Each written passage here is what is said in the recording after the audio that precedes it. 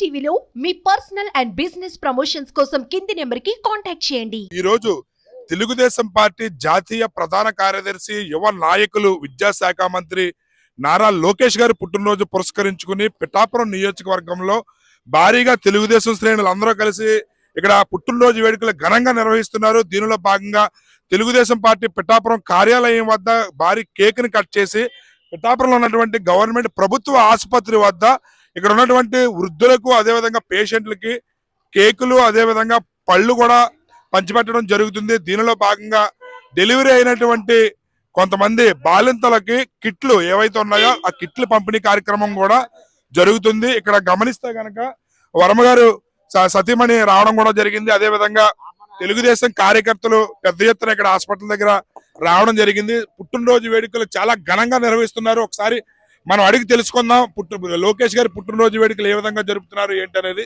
పిఠాపురం ప్రభుత్వ ఆసుపత్రి దగ్గర రొట్టెలు అదేవిధంగా బాలింతలకి కిట్లు కూడా పంపిణీ చేయడం జరిగింది. ఒకసారి ఎస్విఎస్ఎన్ వర్మ గారు సతీమణి ఉన్నారు, ఆవిడని అడిగి తెలుసుకునే ప్రయత్నం చేద్దాం. మేడం చెప్పండి, ఏంటి లోకేష్ గారి పుట్టినరోజు వేడుకలు ఎలా జరిపారు? లోకేష్ గారు జన్మదిన వేడుకలు మా లీడర్స్ అందరూ కూడా ప్రజలందరూ కూడా చాలా ఘనంగా జరుపుకోవటం జరిగింది. అలాగే గర్భిణీ స్త్రీలు ఎవరైతే ఉన్నారో వాళ్ళకందరికీ ఫ్రూట్స్ బ్రెడ్లు పంచిపెట్టడం జరిగింది. అలాగే పెద్దవాళ్ళు ఎవరైనా ఉన్నా వాళ్ళకు కూడా అన్ని రకాలుగాని పళ్ళు బ్రెడ్ కూడా పంచిపెట్టడం జరిగింది.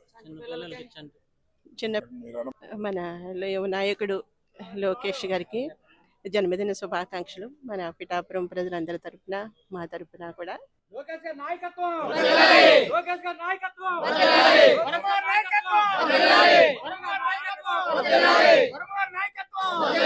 కౌన్సిలర్లు ఉన్నారు. నారా లోకేష్ గారి పుట్టినరోజు వేడుకలకు సంబంధించి వాళ్ళు పాల్గొనడం జరిగింది. భారీ ఎత్తున ఇక్కడ కార్యక్రమాలు కూడా సేవా కార్యక్రమాలు చేయడం జరిగింది. ఒకసారి మనం అడిగి తెలుసుకునే ప్రయత్నం చేద్దాం.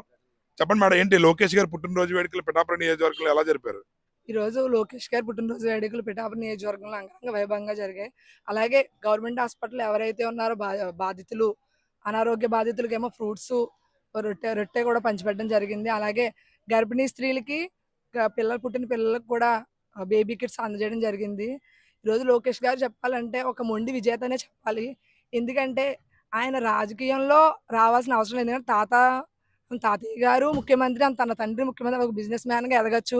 కానీ ప్రజలకు సేవ చేయాలనే ఉద్దేశంతో ఎన్నో ఆటుపోట్లు ఎదుర్కొని ఈరోజు మొండి విజేతగా, అంటే మంగళగిరిలో గతంలో ఎప్పుడూ కూడా టీడీపీ గెలవని ప్లేస్లో ఎంచుకొని అక్కడ భారీ మెజార్టీతో గెలిచి చూపించి ఈరోజు ఆంధ్రప్రదేశ్ రాష్ట్ర ప్రజలకు అలాగే తెలుగుదేశం పార్టీ నాయకులకు కార్యకర్తలకు ఒక వెన్నుదన్నుగా నిలిచారు.